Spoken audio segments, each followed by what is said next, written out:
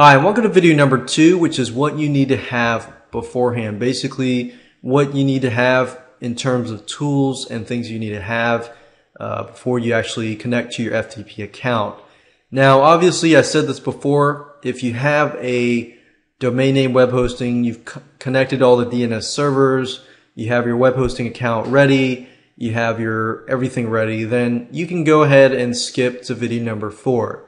If you don't have this information and you have no idea what I just said, then I would recommend that you continue watching this specific video and to the end. So in this case, you're going to need 3 things. You're going to need a domain name, you're going to need web hosting, and you're going to need access to FTP software. You can use any FTP software you like, but in this case, I'm using FileZilla. FileZilla is very, very easy to use, and the best of all, it is free, so you don't have to pull out your wallet or anything like that. So let's go ahead and get started. I'm at Google right now, and I'm going to show you where to get a domain, where to go web hosting, and so forth. The place that I specifically use is Namecheap.com, and a lot of people use Namecheap.com.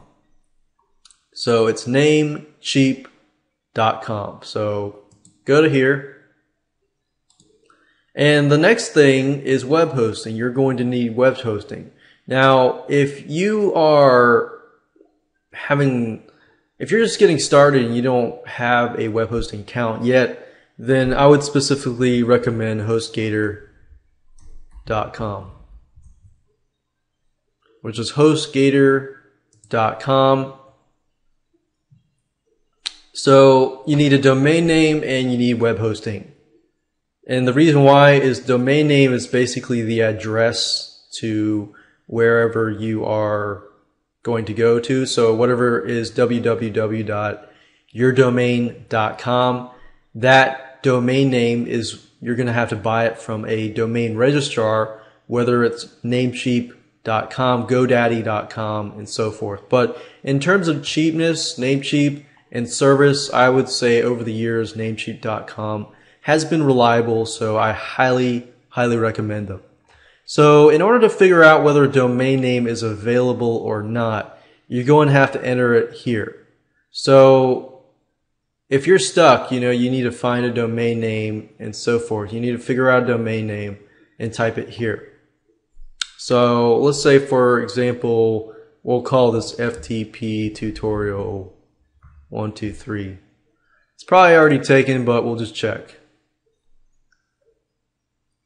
Okay, so it is available, which means that I can purchase it on a yearly basis. Now, when you buy a domain name, you're not actually owning that forever. You're basically renting it. So imagine you go to the library and you're renting it. Instead of a couple months, you're renting it for a year.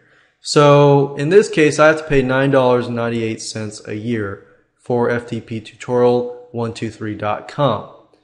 When I'm ready to purchase it, I just need to click on it and then add to cart. And of course, just like any other site where you buy items from, you can go through and pay for that domain name. Once you buy that domain name, I'm going to show you, how to connect that domain name with a web hosting company, and I'll show you that in video number 3. I want to make sure I break up everything in bite-sized chunks so that I don't overwhelm you. HostGator.com is a good web hosting company that you can use. You don't have to use HostGator. You can use any other hosting company you want. And like I said, repeated again, Namecheap.com.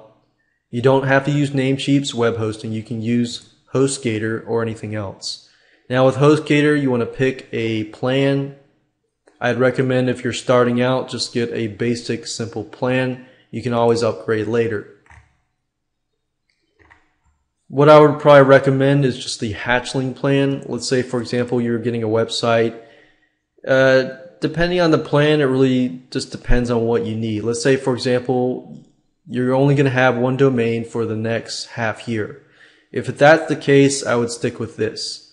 If you're going to expand in the future and you're going to get a lot of domain names, then I would recommend this one or this one. But this one's probably pretty much all you need to get.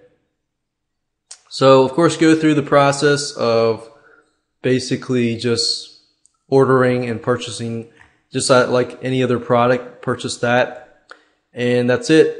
Then the next thing is you're going to need FTP software, so I recommend FileZilla, and you spell that as File Zilla, and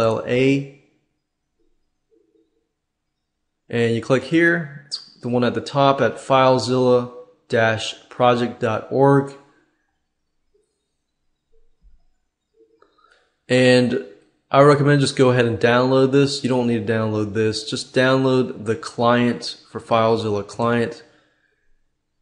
So click on here. As you can see here, you got it for Windows, you have it for Linux, and you have it for Macintosh computers. So Macintosh and Windows, they're both compatible, which is a good thing, which means that it's not just specific towards Windows. So if you have Macintosh, you can still follow along. So go ahead and download. I recommend that you download the .exe files for Windows, and for Macintosh, download these files too.